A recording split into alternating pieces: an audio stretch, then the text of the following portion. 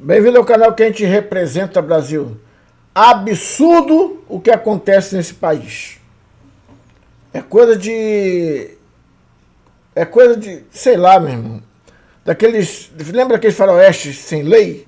Que tinha o cara que... O que sacava mais rápido é o que mandava em tudo? Até o xerife tinha medo dele? Tá assim no Brasil. Quem tá sacando... Quem tá sendo mais esperto... Quem tem poder na mão... Até chegar alguém que saque mais rápido do que ele e muda a situação. Antes, curta, comenta, compartilha, se inscreva nesse canal, deixa seu like, nos ajude a crescer. Vamos aqui. Achei essa matéria aqui, doutor Ricardo Arruda, acho que é advogado. Ué, mas pode, Emerson, documento em língua estrangeira em processo judicial brasileiro? Pode, lógico que pode. Pode, desde que haja tradução juramentada. Então, aqui nós temos o primeiro ponto ali, que é a violação clara e precisa do artigo 192 do Código de Processo Civil, que diz que todos os atos e termos do processo é obrigatório o uso da língua portuguesa. Pergunto, a PF não sabia dessa regra de direito? Ela pode simplesmente... E ficou uma coisa tão bizarra. Se vocês olharem o relatório, eles não juntam o documento inteiro. Eles tiram pedaços de documentos em inglês, jogam lá no meio do processo e falam que esse documento significa tal coisa. Tá, mas pode isso? Não pode, né? O artigo 192 está lá. Parece que a Polícia Federal não sabe fazer o seu trabalho básico, né, de respeitar o comando jurídico que toda a documentação, os atos e termos devem ser. E aí, o que nós vamos fazer? A última instância é a Suprema Corte. E de lá que está vindo os abusos, nós estamos no mato sem cachorro. É muita luta, meu irmão. Ou a gente se levanta, ou nós vamos virar um comunistão brabo. Em língua portuguesa. Então, começa por ali o show de horrores. Além dessa questão da tradução juramentada, é uma questão bem interessante em relação aos recortes que foram juntados ali. Bom, falou-se, ficou explorando, tal, tinha conversa de WhatsApp, não sei o quê. Agora, sabe o que é engraçado, Mário?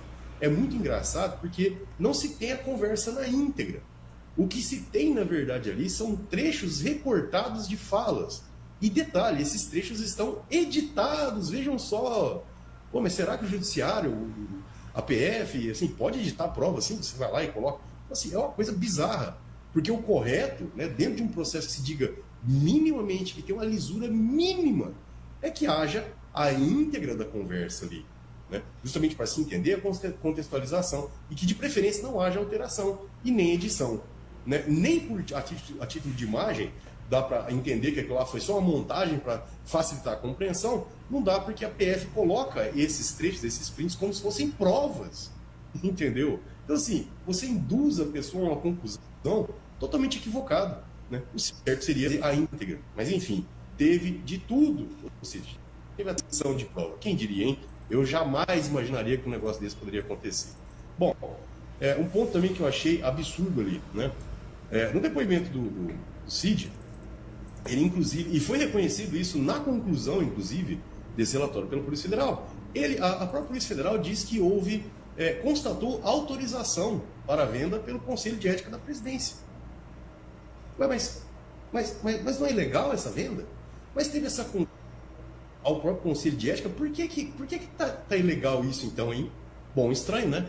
Bom, até porque todos os casos do TCU eram totalmente diferentes, como se decidia até 2016. Né? Lembrando a situação para vocês, o TCU até então entendia o seguinte, até antes de 2016, eles aplicavam lá o inciso 2, se não me engano, do artigo 3º do decreto 4344 de 2002, que dizia o seguinte...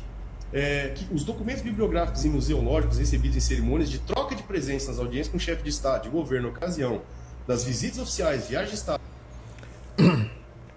O que vai acontecer?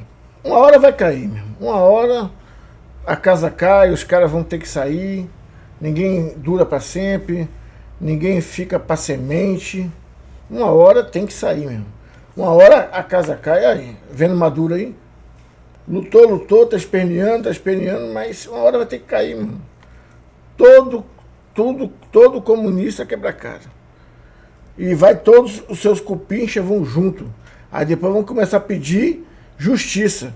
Aí, meu irmão, Aí Herodes fez justiça mesmo, é rua, vai trabalhar de pedreiro, de pedreiro não, de ajudante de pedreiro.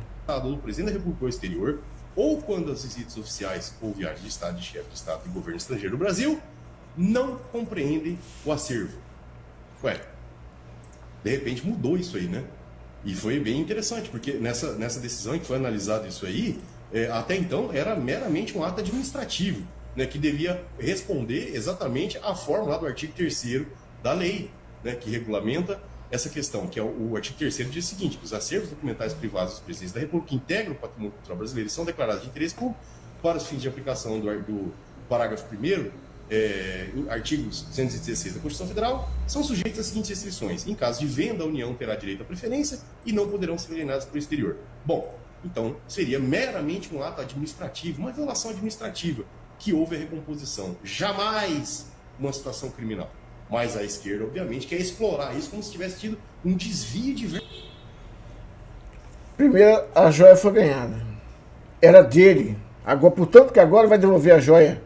Vão devolver. Aí os petistas vão ficar tudo com a cara né, daquilo que a gente... de bunda. Vai ficar com essa cara aí. Entendeu? Porque fizeram tanto alarde em cima de uma coisa que não tinha nada a ver isso. Ação criminal. Verba pública, como se tivesse tido desvios de bens da União, né? Sendo que até então, o próprio TCU tinha reconhecido que desde a Constituição de 88 até 2016, houve um rombo ali gigantesco, que os presidentes levavam muitos dos presentes que eles recebiam embora, né?